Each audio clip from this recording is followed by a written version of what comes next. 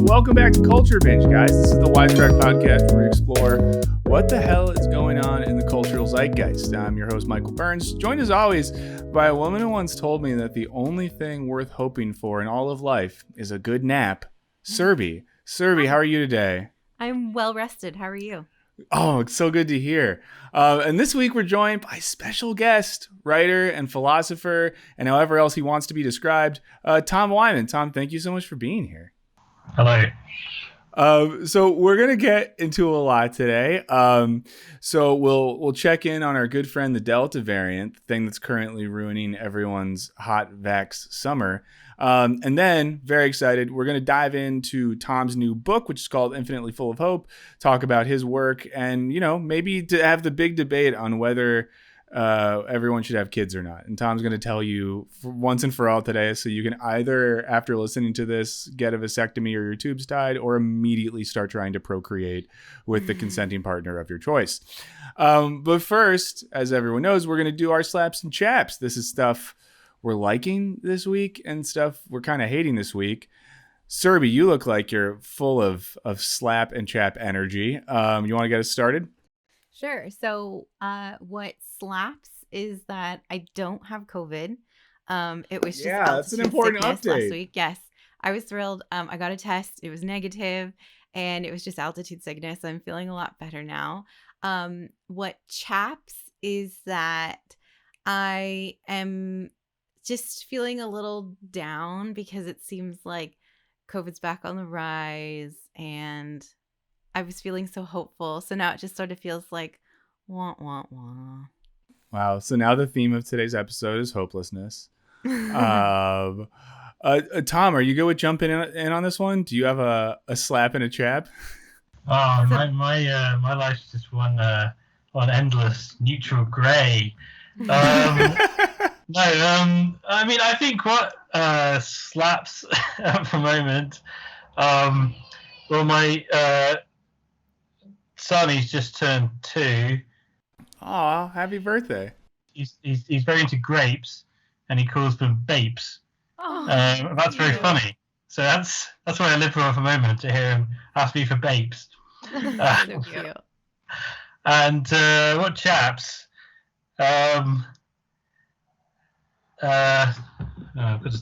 Sorry. Sorry, you can look at that in a second. I mean, interrupt. I just left that there as a little note. Oh, what chaps? Let's see. Well, I mean, you know, it's too hot. I don't like the summer. It's summer, and it's too hot. I'd like it to be. I think 10 degrees is warm enough. Oh, you in LA, I'm sure. I hate it here. You're in the right place to complain about summer heat. Summer is my least favorite season, and I think it's psychotic that people get excited about hot weather. Yeah, I don't understand it. Yeah. And when people are excited about it, and then as soon as it happens, they're like, "Oh, I can't sleep. I can't do anything." I mean, obviously, it's different in parts of the world, maybe where like you're prepared for hot weather, but everything in the UK is designed to be cold. It's designed to be about sort of a few degrees colder than it is now. Of course, everything is a bit outmoded, so it does get far too hot. Yeah. Even though when you look at the temperatures elsewhere in the world, you're like, Jesus Christ, I don't know if anyone ever cope. Yes. But yeah, anyway. So I'm not cut out for that weather at all. And so I just wilt like a flower. But see, I do think, like, you know, one doesn't think of the UK as a super hot place, but some of the most miserably hot times of my life have been in the UK just because, like, living in a place that has no built-in system for air. So you just open the windows and you hope for the best, and there's just this overwhelming, like, warm, damp, enveloping blanket of death. And well, if you're on a university campus, you're lucky if they haven't got the central heating on year round. Yeah. So on like summer days, you're sat next to a radiator. God, awful. Well, this is officially an anti-summer podcast. Yeah. So if we have any people of Irish descent, solidarity, I think, as well. Yeah. Definitely. So, you know, if we have any friends in Northern Europe or Patagonia that want to offer us a place to stay during the summer, please let us know. I'll do a quick slap and a chap. my slap will be very basic, a TV thing. I'm really enjoying the show, The White Lotus on HBO, a Mike White show that's kind of about like the neurotic misery of rich people. But it's really interesting because I think the show isn't like this external critique of wealth in like a Succession type way. It's sort of just a deep dive into the emotional lives of a lot of messed up people who are oddly relatable and some of whom are trying to do good things. Extra points in the show that the angsty teenagers have been reading Freud, Nietzsche, Frantz Fanon, and one other scholar at this poolside resort. And it's just very funny to see like the random philosophy and psychoanalysis references in these teenagers' books. So that's fun. My chap, I guess this relates to last week's topic. I'm a bad person with no political solidarity, so I've been watching the Olympics. The most annoying thing about it, though, because at least for us, we're like 14 hours behind Tokyo. A lot of good stuff happens in the middle of the night. But rather than let you like watch it on a streaming service or app, NBC holds some of the things people want to watch the most to show on their primetime coverage, which takes place 18 hours after the events happen, which means if you want to watch it without knowing who won certain things, you can't look at the news all day.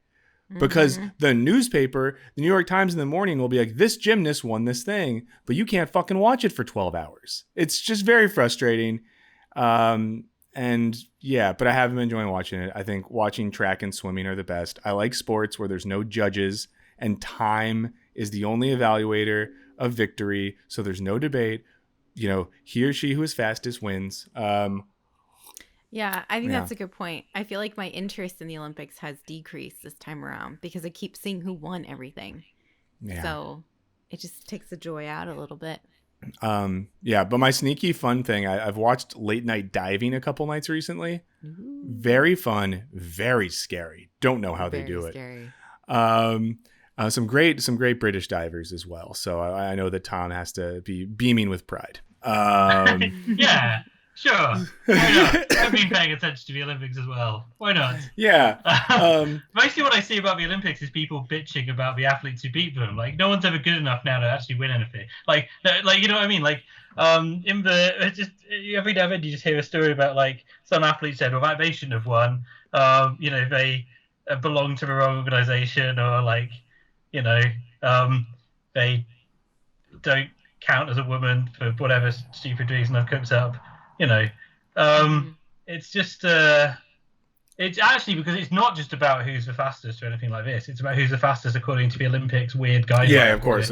Like, I mean, in the 800 meters have been like, or which is it 800 or 1500? Have been just designed specifically to keep Caster Semenya from winning. Yeah. Which is just like, what's the point? I mean, if you're in that competition, like, what do you like? You get your gold medal, and you're like, oh, I'm definitely the best, because you're not. Yeah, the IOC has very arbitrary standards for like. They basically like, yeah, they're like testosterone level thing is nuts. Obviously the same thing in the women's 100. Sha'Carri Richardson not being in it means that like it's hard to say anyone really won that. She would have definitely medaled. So, okay, so they're bad now. But one thing is fun to watch. If anyone wants to watch the Olympics, watch the women's skateboarding. It's so much fun. I was watching Women's Park last night. Most of the competitors are 13, 14, 15-year-olds, just the coolest kids in the fucking world. And I made the comment to my partner last night that if we had a child and, you know, she was a 13-year-old Olympic skateboarder, that I would have to get institutionalized, because all I would do is cry with pride and I wouldn't be able to stop. And then her friends would be like, why is your dad in an institution? And she'd have to be like, because he cries when I do kickflips. So, but, you know, Tom would know more about the pride of parenting. But let's get into, before we... Yeah. Olympic gold. Same thing. Yeah. So before we let Tom teach us about why we should maybe be a little bit hopeful, let's talk about something that makes us all feel hopeless. Quick little first topic today is the Delta variant. And we talked about this last week a bit because, spoiler alert, I got it, as many people in Los Angeles have recently. I actually got to go on CNN and talk about it too. So look up that clip if you want, kids. Did you really? Yeah, I'll send it to you later, Survey. It's ridiculous. I was the poster boy for people who are vaccinated, who got it, who are quote unquote mad. And the CNN reporter tried to bait me into being like, unvaccinated people are trash. But I just like talked a lot about like historic inequality and how we test out drugs in this country and how some people have a right to be skeptical. And then I kind of ranted about how public health is really a communist issue. They cut all of that. How did they even contact you? A friend of a friend is a CNN producer. And I guess they were just like, we need to find someone that meets these standards. And then the CNN host didn't like me because when he started the interview, I kind of jokingly was like, he was like, this is about the vaccinated versus the unvaccinated. And I was like, oh, cool. So you're trying to bait me into doing a culture war. And he did not find that funny at all. The cameraman did, though. Shouts to him. That guy ruled. But the Delta variant is a thing. And it's been a weird week, right? This, at least on this side of the pond, the CDC put out a report that was super scary. It said things like, this is more contagious than chickenpox. It can be just as transmittable by people who are already vaccinated.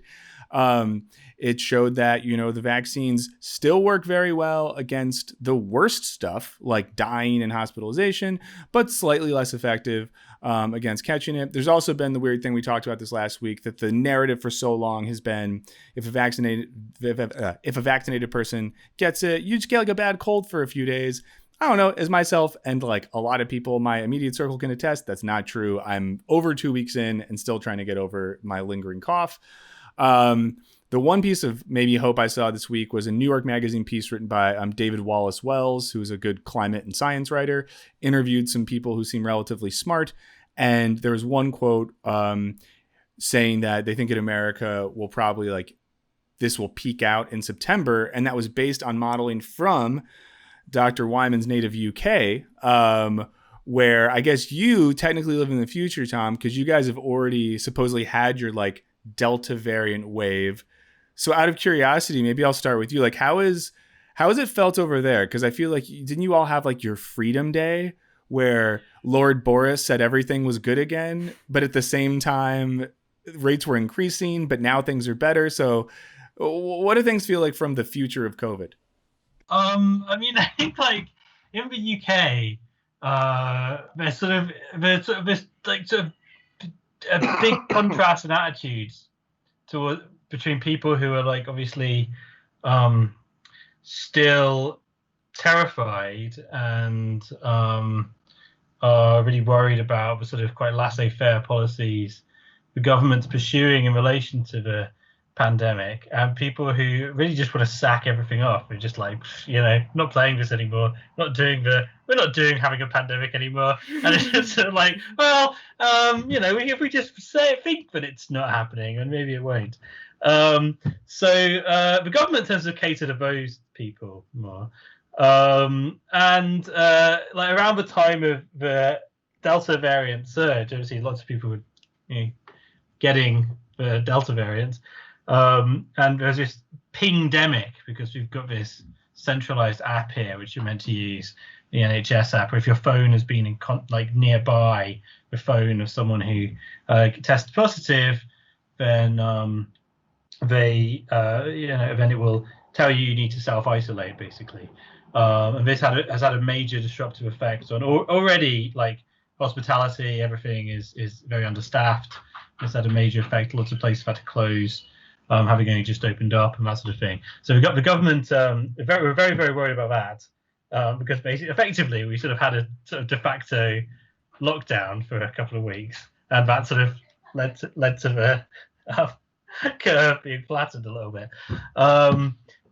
And they're sort of they're now saying, or starting to say, if you double vax, you don't have to isolate and that sort of thing, which I'm not sure if there's a basis in science of that. It's just vibes. But that's how the UK government has always done this. It's just kind of they've just sort of seem to have imagined their voters and then gone, what will my average voter be bothered to do? And then just pitched all of the restrictions to that. And right now, what the average Conservative voter can be bothered to do is nothing to help prevent the virus from spreading, really. Maybe not coughing on people. That's it. And so, it's weird because obviously, It's because the numbers are going down at the moment. I think they're still going down as of today. Yeah. Because they're going down, people aren't so worried about it, even though lots of people are getting and lots of people are in hospital. So it is this sort of weird thing where it's like, I mean, all the time our experience of the pandemic has been so mediated through what the media is saying about it, and because all the messages coming out of the government are just totally laissez-faire now. All of the press are just like, it doesn't matter. So, yeah. Yeah. Oh, well, thank you for that's interesting to know there. We hope it keeps going down for you and your country's sake. Now, Serby, I'm curious about your perspective on this. I know that on my end, like a month ago, I was like going over to friends' houses a lot more liberally. I had even had my first night of like going to a bar, sitting inside with some friends.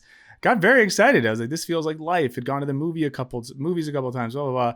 Now I'm back to just like, I don't know what I should be doing right now. I don't know what feels good. Serby, so how is like the rise of Delta, and you're, you know, also in Southern California, how has that affected like your attitude towards what you're doing? Have you shifted a lot? Have you not?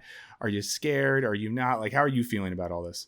I'm not scared, but I have shifted. I mean, I wasn't like back in the open. I did travel for a wedding a couple weeks ago, but I was still very, very careful and things. And so I think I'm feeling like back to not wanting to go to the grocery store, or maybe not wanting to see friends and things like that. So I don't know. I think I'm just back to being careful right now while there's not a lot of information out there. And then, you know, if it's not that bad, then I'll venture out a little bit again. But I'm still not comfortable like eating indoors or things like that. Yeah. I mean, I do think the weirdest thing with all this, and I think in this country as well, you know, Tom talked right then about how, you know, the response and the messaging behind the government is more about what do voters want to hear than what is like scientific reality. And, you know, I think we've had maybe a lesser extent of that at the federal level. At the state level, we definitely have that because we have a couple states like Texas and Florida in particular, where the governors have been like, yeah, things are getting really bad, but whatever, we're not enforcing any new restrictions. And recently, I guess like Biden yesterday or 2 days ago kind of called those governors out. But, you know, we're really seeing the problem with this whole constitutional system of states with their own governments in this country. And we are seeing a little bit too of like, I think we had this rush over here where the government wanted to use the 4th of July as this time to be like, freedom is real, America's open, it's all good. And then literally 3 weeks later, it was like, oh shit.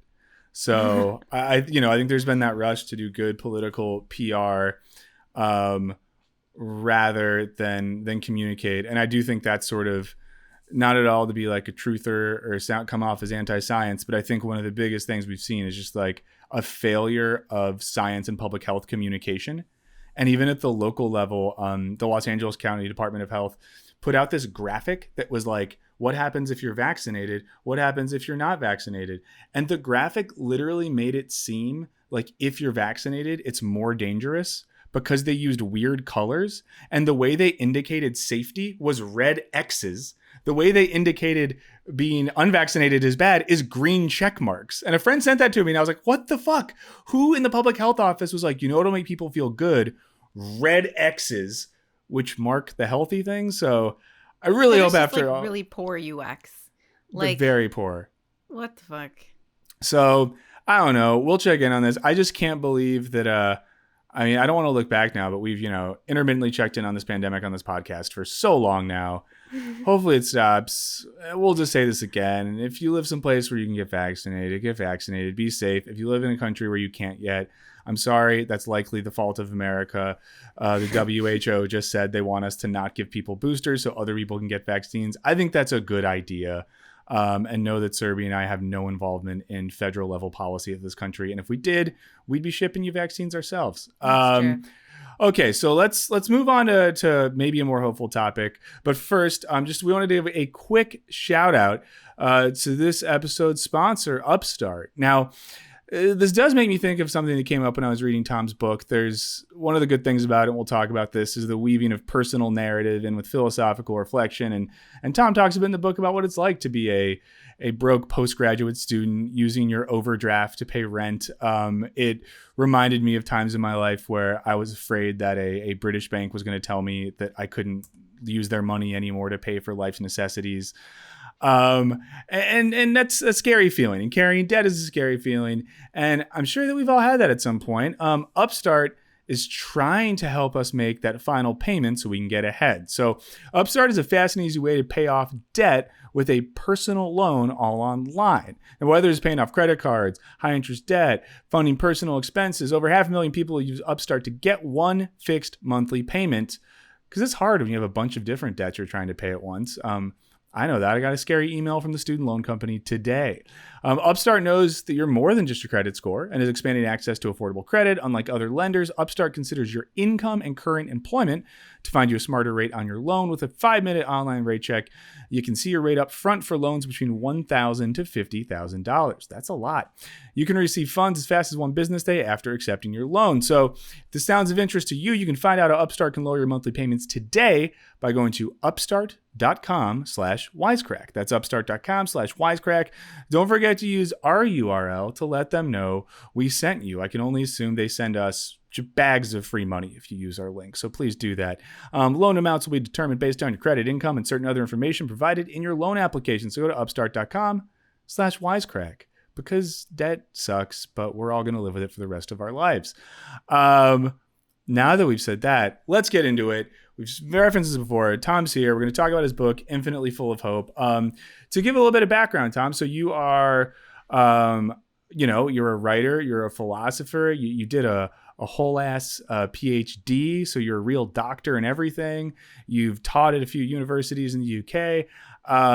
Let me ask you this, because for a lot of people who, come out of the academic philosophy world, their goal is like, how can I write a very obscure technical book that will be published by a university press that 40 people in the world will buy? Hopefully some libraries will buy the copies that cost 113 pounds or whatever, and then I will be a success. You, on the other hand, have written a book that's written in language that's accessible to most people, that's published with a publisher that's making it readily available, and is at a price point where most people with some discretionary income can afford to actually read the book. And you've even promoted this book in non-academic places like the New York Times and like a cool food podcast, to name a couple. So, how did this come about? How are you breaking all the rules of what a philosopher is supposed to write and writing a book that people might actually read? Well, Michael, I have no intuitive grasp of social norms, so I don't really ever internalize anything that's expected of me. I've always been free to just do whatever I'm inclined to at any given point. So, I mean, I think it's just, I obviously we've both sort of come from the same world in some respects. I've sort of, I've done my PhD. I've spent a couple of years sort of teaching precariously. I guess I could have written a sort of dry academic book in an attempt to impress other academics and get an academic job, but it just seemed like, a sort of sunk cost. There's a sort of sunk cost fallacy involved there. And if you're just pouring water into the same potentially sinking ship. So I thought I'd put to switch from water to eggs, to put some of my eggs in a different basket, I suppose. And but also just write the book I wanted to write as I wanted to write it. I mean, I think that there's something a bit dishonest about most academic philosophy, because it always purports to be, especially when it's about like kind of big questions of stuff, as opposed to little tiny micro issues that only appear in philosophy. But it's about sort of big question stuff. It's always like purports to be sort of like, objective, kind of like from nowhere, as if anyone rational would think the things a philosopher thinks. And that's not, I don't think that's true. I think, I think ideas reflect the conditions under which they have come about, and the conditions of the author's life in which they've come about. And writing a book like this was a way of making that clear, which is kind of more intellectually honest for me. And also, I mean, as you say, kind of people tell me it's relatable, and I believe them. It makes it more relatable to the general reader, because when there's a human being there, I think people find that easier. It's like having a conversation. 100, yeah, no, that's, I mean, what good writing should be. It makes me think of, I saw a tweet from this writer, Siobhan Thompson, who writes on Rick and Morty now. And if I understand correctly, she's like a comedy writer out in LA, but used to be a British academic and has like a master's in anthropology from the University of Bristol or something. And she had a tweet that was just like, after being out of academia for a bit, looking back, most academic writing is so bad. And she was reflecting on like becoming someone who wanted to write for popular culture that people would actually read and unlearning those habits. And I think that's something refreshing about reading a book like this. Before we like dive into the book super heavy, one more preliminary question. But what do you think it means to like write a work of, and I hope this doesn't offend you that I say this, like popular philosophy? And by that, I mean a book that uses philosophy to talk about stuff that a popular audience would like. I mean, what does that mean to you? Do you conceive of that in a different way than if you're trying to like write a convincing article about a paragraph from Adorno? Or for you, is it kind of like what you just said? You just like wrote what you wanted to write, and who gives a fuck? That's what you wanted to do. Yeah, I tend to just write what I want to write. But I think like, there's obviously kind of so I think my academic articles perhaps aren't. I always get when I have written academic articles, I've always been criticized by reviewers for not being dry enough. I suppose for like kind of not being dry enough. Yeah. Well, not in as many words. There's kind of like, oh well, I liked the style, but I wasn't sure that it was appropriate. But I mean, in terms of popular philosophy itself, I think there's like there's lots of sort of hacky sort of pop philosophy out there where it's just like the philosophy and X phenomenon, or like the philosophy of X phenomenon. It's just some sort of book which treats everything a bit sort of. It takes some pop culture thing and it adds some kind of superficial philosophy in it. It just it doesn't really use it to illustrate anything deeper than well, you people like this thing, and it's a bit like this, I think popular philosophy is really good when it could even be in that kind of philosophy of X sort of format, actually, because obviously Wisecrack do lots of stuff like that, but it's when it kind of makes a sort of like it uses that stuff to kind of make a deeper point. So the philosophical ideas are in like genuine conversation with what's going on in the pop material, and indeed the pop culture stuff or whatever can inform the philosophy, right? Actually, this is one of my an academic article I currently have under review. Is essentially takes its cue from the line in The Simpsons where Homer says, "Weaseling out of things is important to learn. It's what separates us from the animals, except the weasel." And talking about the human-animal distinction, and how all philosophers actually, when they talk about the distinction of human and animals, make a version of the error Homer does, where you can separate us from all the animals except for like one that does it. I wish I could be in the room with the reviewer when they get your article and read the Homer Simpson quote.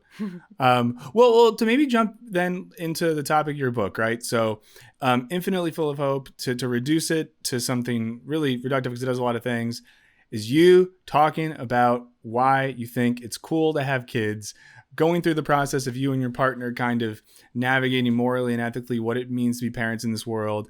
And I think this is important because, we did a video kind of recently at Wisecrack that talked about antinatalism and got into, what's the South African guy that hates kids? David Benatar. Yeah, Benatar. We talked about Edelman and some other figures. And for anyone listening who doesn't know what antinatalism is, it's this idea that like, to be really reductive, that it's unethical to have kids, that like you shouldn't do it, whether that's because you're creating suffering or you're participating in some patriarchal heteronormative structure of power, or you're killing the planet by having kids.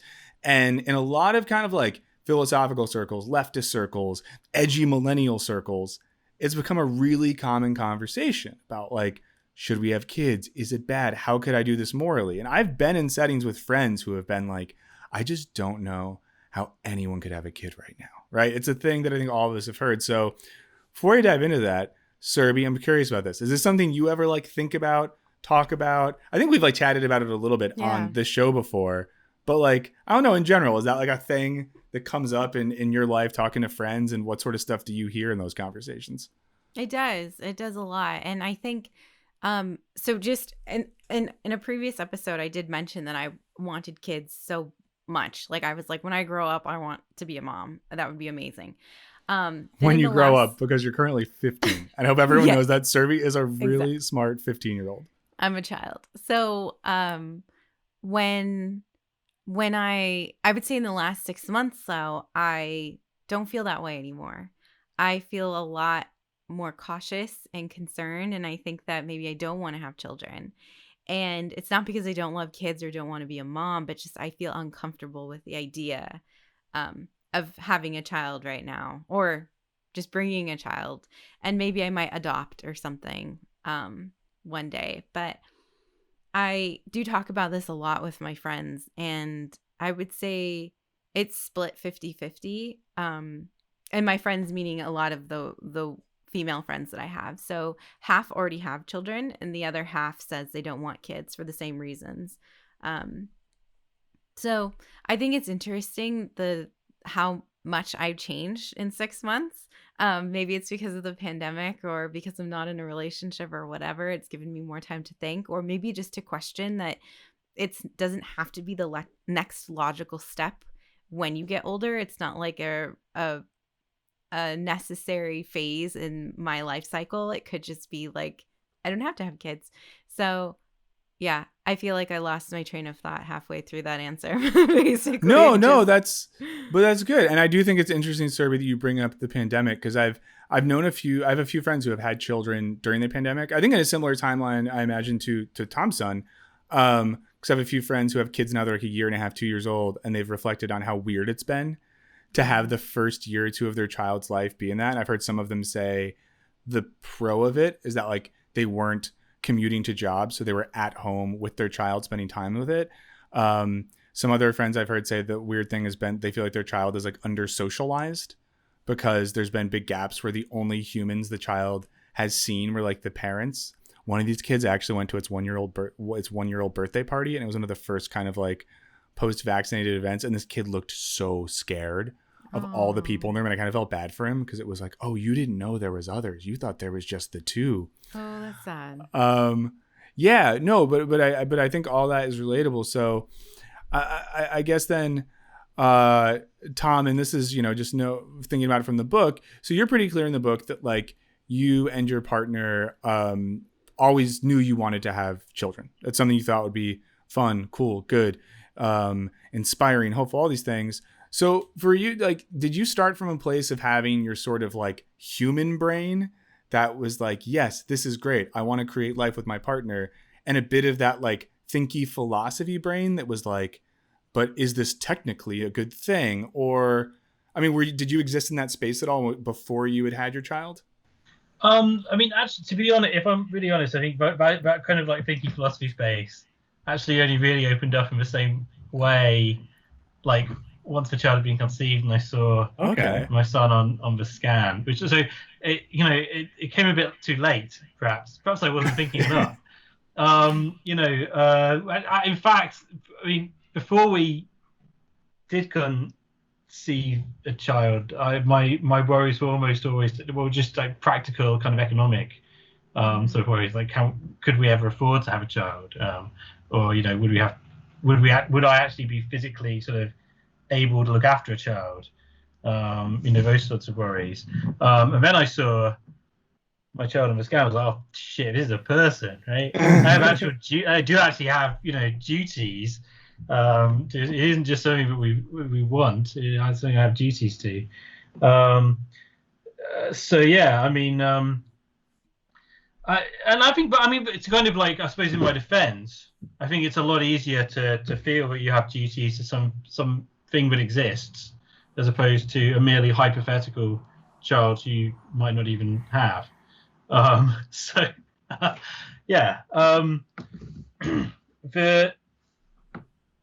So it's that sort of covers that question, doesn't it? So the thinking philosophy stuff only was unfortunately so in it, like, about this is a criticism people would, I think, in a certain sense, be right to raise of the book, which is this is all kind of a sort of this is a sort of post facto justification for having children, because child. But I suppose to answer that thought, I would say, well, I mean, I still do have an argument that you can kind of challenge.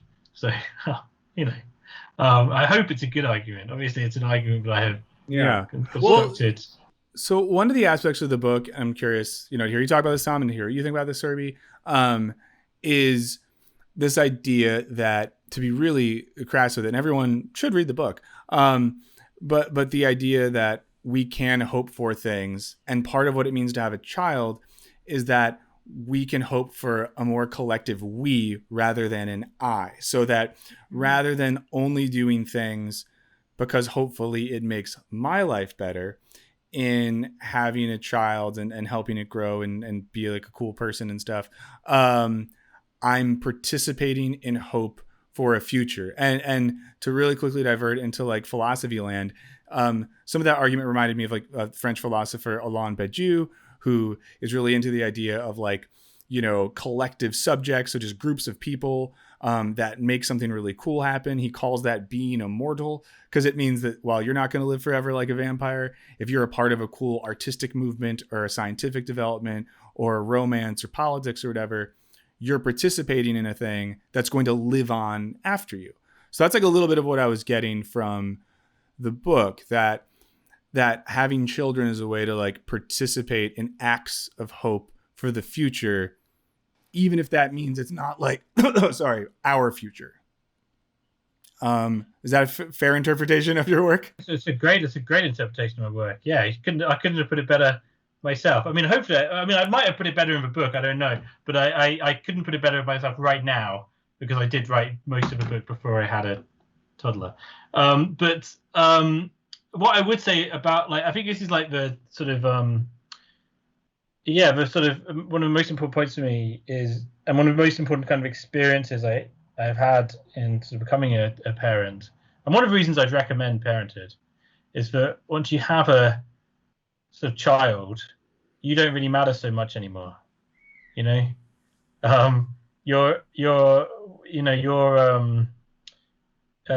needs aren't really at the forefront of your life anymore, and that's kind of really liberating, I think, in the kind of society we have, where we're meant to,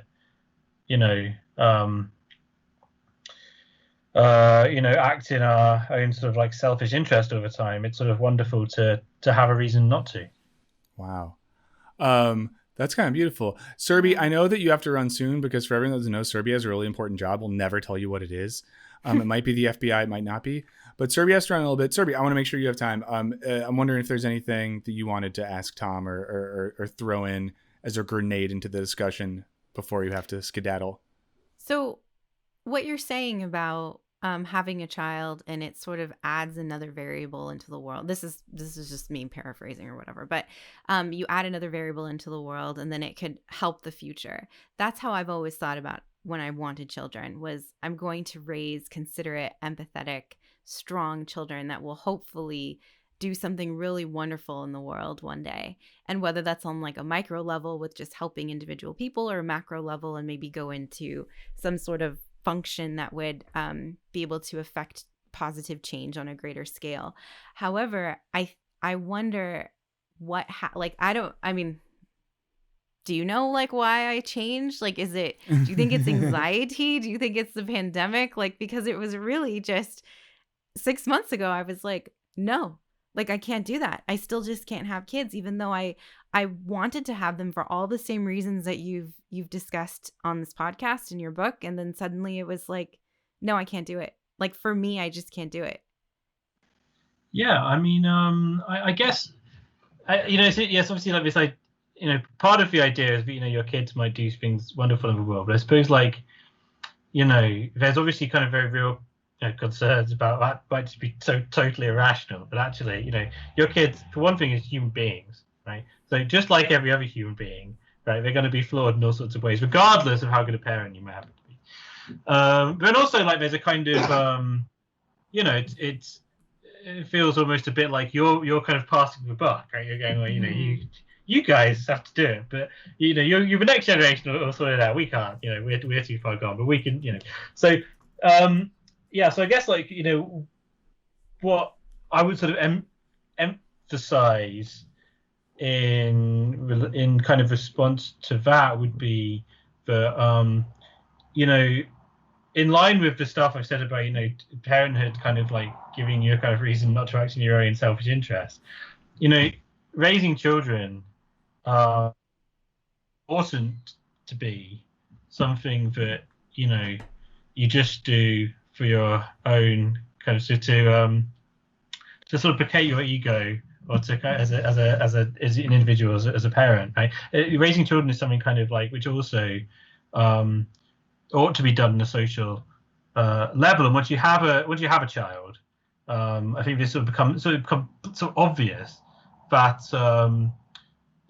we are not biologically meant to raise children in like two-parent families, right?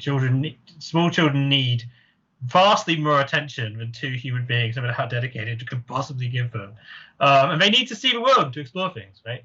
And this is what the pandemic, I think, has sort of really robbed children of, because it's sort of like legally, for public health reasons, kept children in these sort of like typically very closed, small household spaces, right? If you have just one child and you're in a kind of cohabiting sort of couple. Yeah, I want to make sure, I'm going to interrupt only to say, I think Serby has to go, so I want to make sure we give her a smooth out and allow her to say bye to her. And Serby, your job then is to, next episode, you're going to tell us if Tom has changed her mind and you now want a kid. So, Serby, we will catch you next time. Sorry that you have to run, but the FBI waits for no one.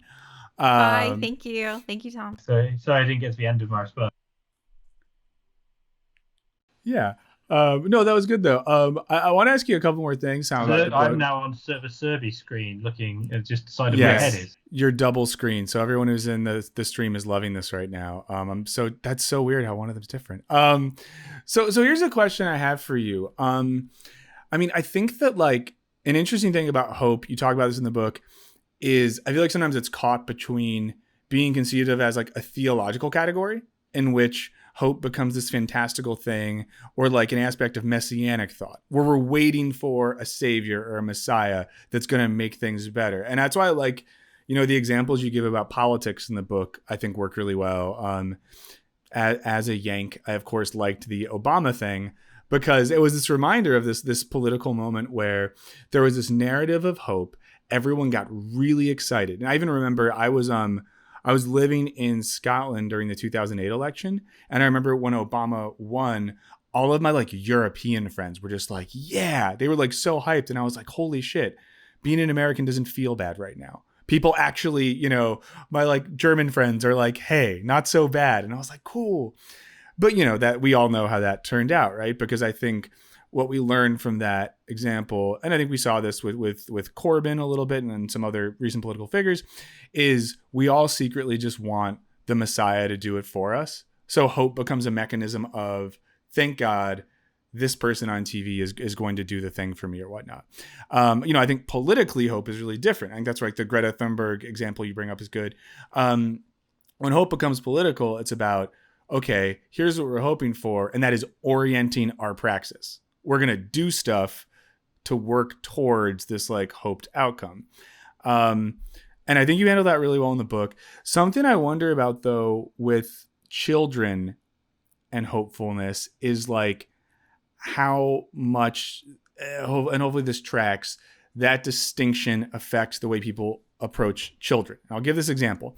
I've had, friends and family who are very, let's say, politically progressive, community oriented, and this is a big debate in the States, is like sort of public schools versus private schools, state funding for education versus education that's based on who can afford the fanciest schools.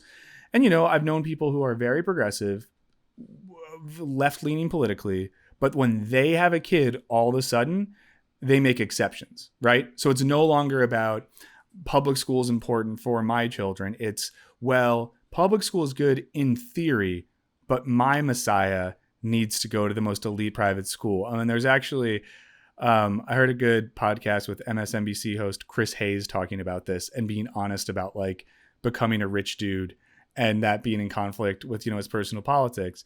On the flip side, I've known people and heard of people who, for them, having children has actually made them think more universally, because they start to think like not just about their family and their child, but whether it be the environment or a political system or education of the world around them. So I'm just wondering if this is something you've thought about, whether you thought about this speculatively or just experienced at the individual level, how having a child can create a new tension in what is important, and whether it's more of like this magical spiritual importance of the child or more of like a social political importance of the world the child lives in. Hopefully that makes sense. I'm curious what you think about that. Yeah, I mean, I definitely say I would want to emphasize the social and political importance of the world the child lives in. I mean, if nothing else, having a child who you love will it gives you something else as well. It's about sort of not acting into your own selfish interest, sort of thing.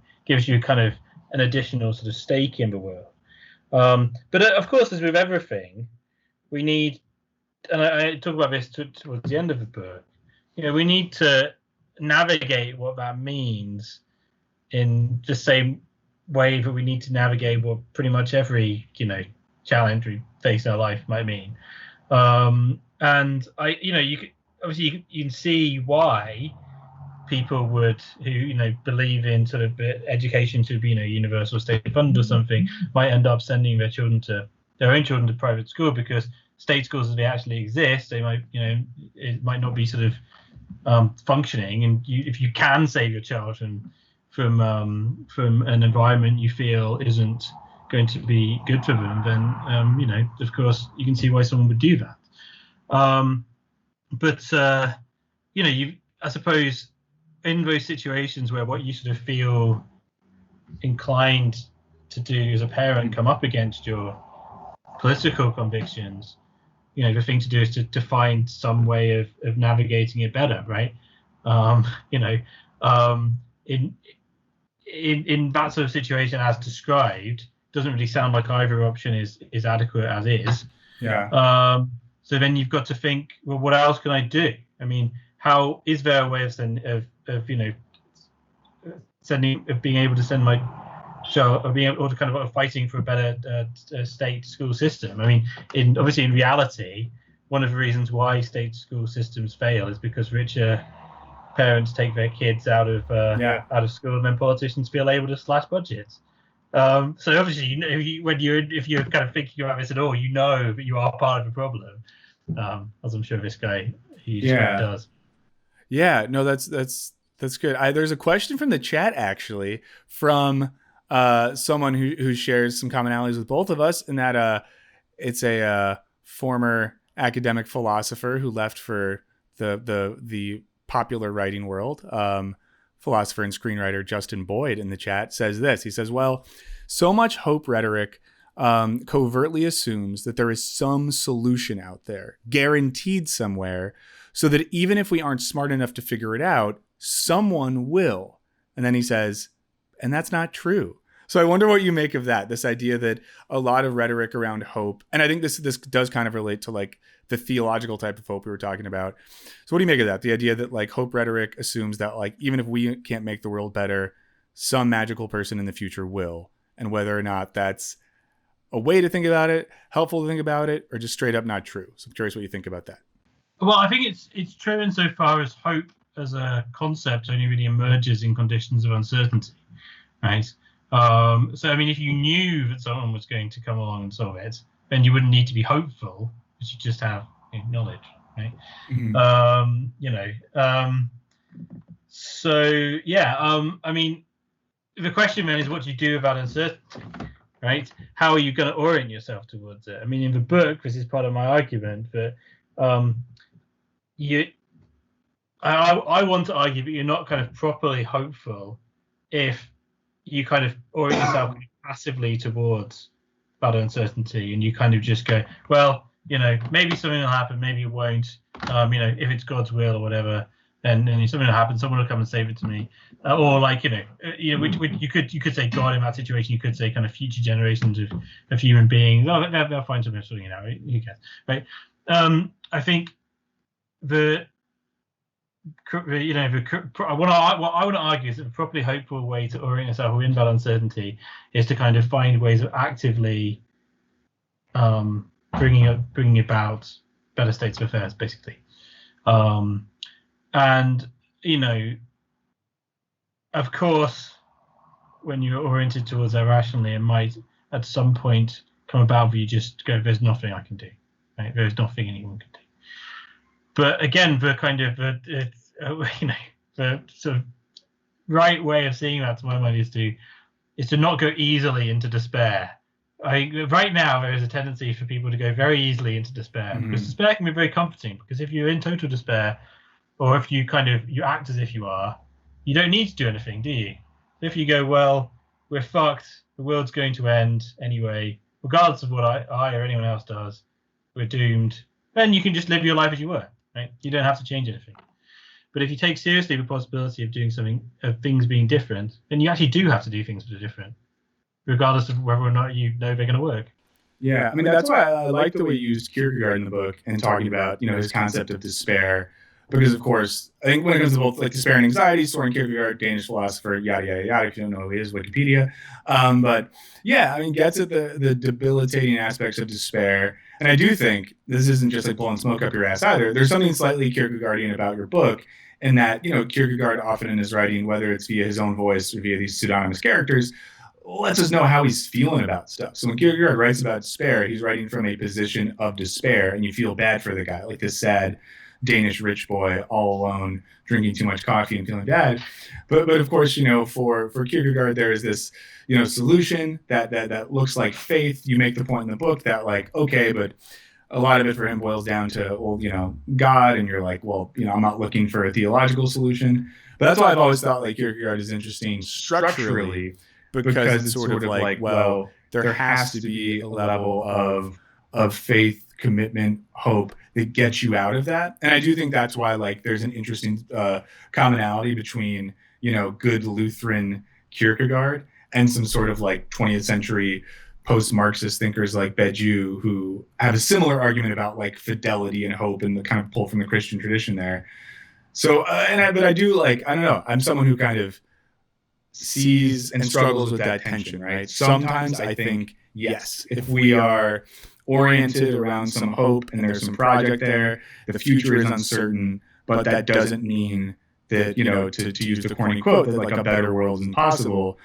Then there's a part of my brain sometimes that's like, are you just like using philosophy as a coping mechanism because the planet's literally dying and there's probably nothing we can do?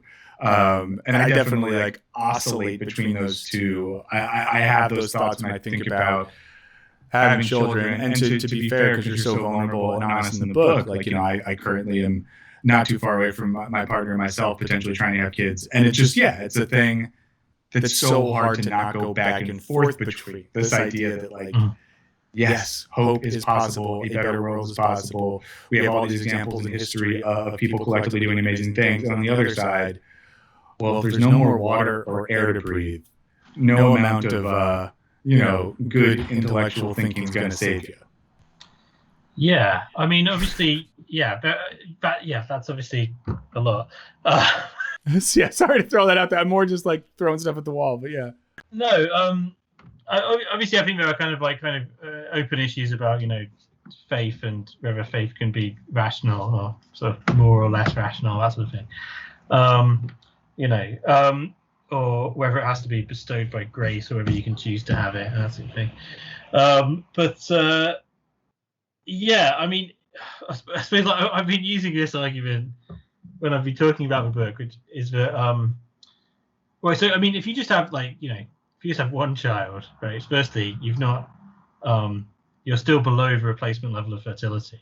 So in that sense, if you're worried about there being too many people, the human race is still, retracting, as it were. Yeah. Right.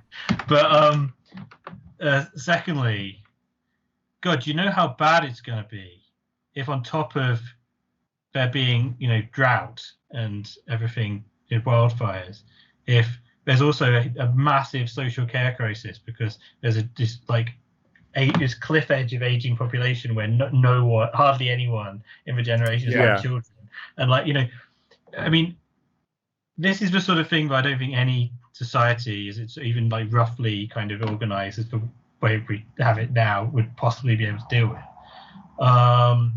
So that's a different apocalypse, right? Yeah, no, that's interesting. We'll kind of like lean towards wrapping up. I could ask you questions about this for hours, but I know you have a life and a human life to take care of. So yeah, I've got to help him with. I mean, it's 6, 7 here. I'm going to take a bath. Yeah, so I'll ask you like one quick question. We'll wrap up. In reading this book, I had a question or this thought: is Tom covertly arguing for a sort of humanism? Yeah. So, okay, cool. Simple as that. That's great. So you can elaborate on that. No, that's simple. I just wanted to know that. Yes is all I needed to hear there. I think that's how I was reading your book, and that's how I was reading the Kierkegaardian question you bring up early on. What do we replace this faith in God with? And I was like, oh, maybe like a faith in humanity and the possibility of humanity. That's totally fine. Last question I'll ask you, we'll let you go, and I might just do the mailbag myself real quick because I want to do that. How do you see moving forward after this book? Have you thought at all about what you see your role, and it's going to sound pretentious maybe, or pretentious assumption. What do you see the role of like philosophy, and in your case, being a philosopher in this world, and especially doing that outside the hallowed halls of academia? What does that mean for you to keep doing philosophy? Well, yeah, I think, I can't remember the exact way he puts it, but Adorno, who comes up in the book quite a lot, puts it that the point of philosophy is to kind of is to try is aimed against Wittgenstein. So Wittgenstein famously said, of what you cannot speak, we must remain silent. Mm-hmm. And Adorno said, well, that's exactly unphilosophical, because the point of philosophy is to try and say the things that we can't make sense of. That's what kind of, I suppose actually this relates to the question about popular philosophy. It's what kind of popular philosophy, or kind of like properly applied philosophy does, is, it to my mind, it takes these questions where, these kind of confusions where people really don't seem to be able to talk about the thing they really need to be able to talk about, or to conceive the thing they really need to be able to conceive, and to be able to name it and to understand it, and thus help us deal with it. And certainly in the age of climate change, what we're dealing with here is a phenomenon that we don't really understand. We're not, all the evidence suggest, as far as I understand it, suggests that human intelligence evolved in order to help us deal with big cats, and to stop us from being killed by big cats. And human level intelligence is really good at identifying kind of concrete salient threats, and eliminating them. But climate change isn't really like that, because it's sort of everywhere and it's happening all the time and incrementally, and it's all these sort of weird different ways we don't expect. And we need to be able to think differently in order to be able to act transformatively. And so, yeah, philosophy has a big role there, which is quite good, but nobody funds it. Yeah, why would we fund that? That's great. Well, truly, Tom, thank you so much for coming on. I do encourage everyone, get Tom's book, or if you're cheaper, you can't afford it, hold the book up. It's white, so you can't really. I like the cover a lot. Yeah, the cover, I'm really pleased with the cover. Yeah, that's the hardest thing with philosophy books, is getting good covers. You got a good cover. But also, if you're not convinced yet, there's a great op-ed Tom has in the New York Times, which is some short excerpts from the book. I really enjoyed a lot of your writing at the Outline when that website still existed, but it's still live. You can read that, so you can look at Tom's writing there.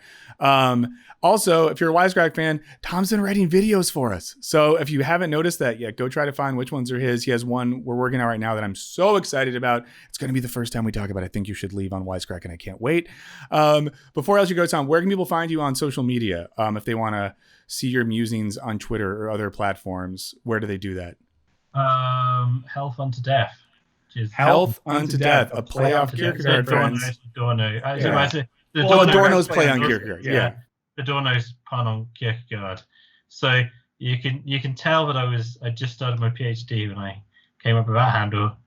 I like that you committed to it. So everyone go follow Tom at Health Unto Death. And Tom, hopefully you can come back sometime just to talk about other stuff with us. We will let you get going and take care of your child. So thank you so much for being here. Cheers. Thanks a lot. Later, Tom.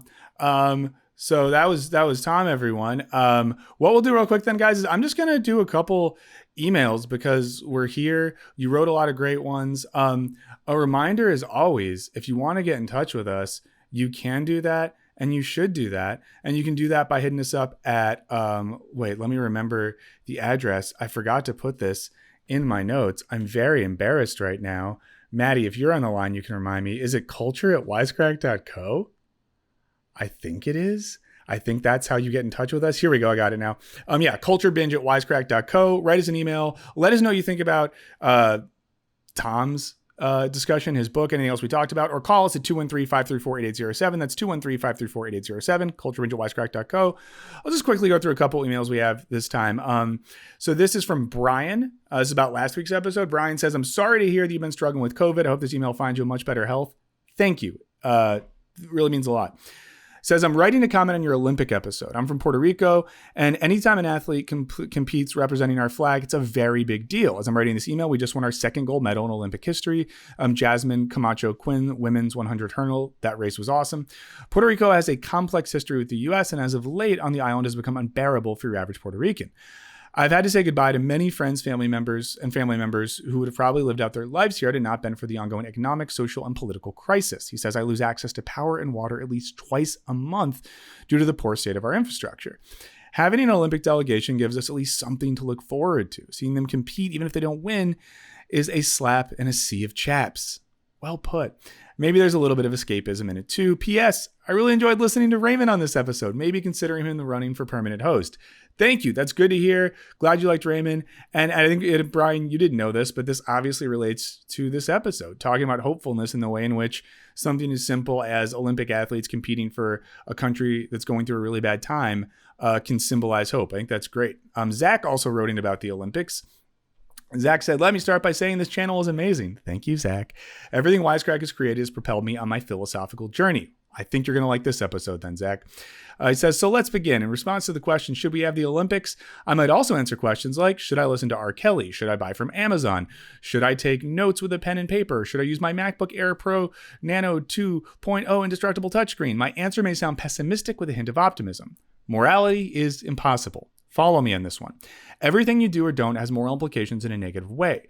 The Olympics are harmful for all the ways you've discussed and more. R. Kelly is a monster and multiple people are attached to a single product. The fun and free music of Kesha is undercut by her abusive producer. A pen is made from plastic and paper, comes from deforestation, contrasted to everything Apple as a company does. The point I'm trying to articulate is that every action has an equal and horrific reaction. I guess that's a principle of physics. He goes on to say, but what if I didn't watch the Olympics, or I only took mental notes instead of storing my writing in the cloud or a hard drive? My answer is someone else will. It only takes one person to fuck it up for everyone else. I just want to be clear, he put asterisks in there. I just said fuck. I'm so sorry if you didn't want to swear and I made you. Have you heard the idea that a satellite can collide with another satellite and create an exponential amount of debris? Technically, it takes one. So basically, the gist here is that the world is kind of screwed. There is no morality under capitalism, so you might as well watch the Olympics. I think Zach has an interesting point there, and I do think that something we can be tempted towards, which is dangerous, is to make the stakes of our personal morality universal. And I know there's some people that'll be like, well, boycott watching the Olympics and it'll help, but it probably won't. Although the one point I disagree with him is I just can't listen to R. Kelly. It feels too gross. We'll just do one more email real quick. Thank you to everyone as always who wrote in and called. It means a lot to us. We read them all. We appreciate it. There is no Culture Binge without you. Letitia wrote this in. This is about the subject of taking time off from work. Letitia says, on the subject of feeling guilty for taking time off, this video aired a week and a few days before my vacation was scheduled. Either that day or next week, our deli manager asked me if I wanted to skip my vacation because we're so short-handed. New hires never last. One department manager is out on injury and the other just put in her 2 weeks, probably because she's sick of asking the grocery store manager to allow more people to work in our bakery deli. I really thought about it, but decided to take vacation as school starts soon, and this is my last chance to take 2 consecutive days off. probably for the rest of the year. I did agree to be available 2 days during my vacation, but my other coworker insisted I don't come in because they had it covered. That's great, Letitia. I'm glad that you like stood up for yourself and took vacation there. It's so hard sometimes with jobs, right, to have this like moral thing. But I'm a managing, Letitia tells us she works in a grocery, and, unless it's like a local grocery, it's probably owned by a multi-million-dollar company, and people that own it are making tons of money. So I think Letitia should not have to take the brunt of that. But that's the moral tension we talked about last time. So thank you for those emails. Once again, you can hit us up at culturebinge@wisecrack.co or 213-534-8807. Serby's not here to say this, but we can put her Twitter bio or Twitter username up on the screen. But you can check Serby out on Twitter if you haven't already. You can check me out at Michael O. Burns on Twitter and Instagram. Obviously, once again, thanks to Tom Wyman for being here. Check him out at Health Unto Death. Check out his book, Infinitely Full of Hope. And I shit you guys not. I stayed up last night and read it, finished it this morning. It's a really cool read. And I think if you're interested in philosophy, if you're interested in like the ethics of having children, and even if you're interested in this idea of like, how can we hope for stuff when the world feels so shitty? I think it's great. It's not, I have arguments with some of it. It's not a perfect book. No book is a perfect book, but you should check it out. So we'll be back in 2 weeks. Thanks again for being here with us. Check out videos on Wisecrack. Look at the Patreon. Hit us up if you need to, and we will see you in the meantime. For Serby and Tom, this is Michael. We'll see you next time on Culture Binge.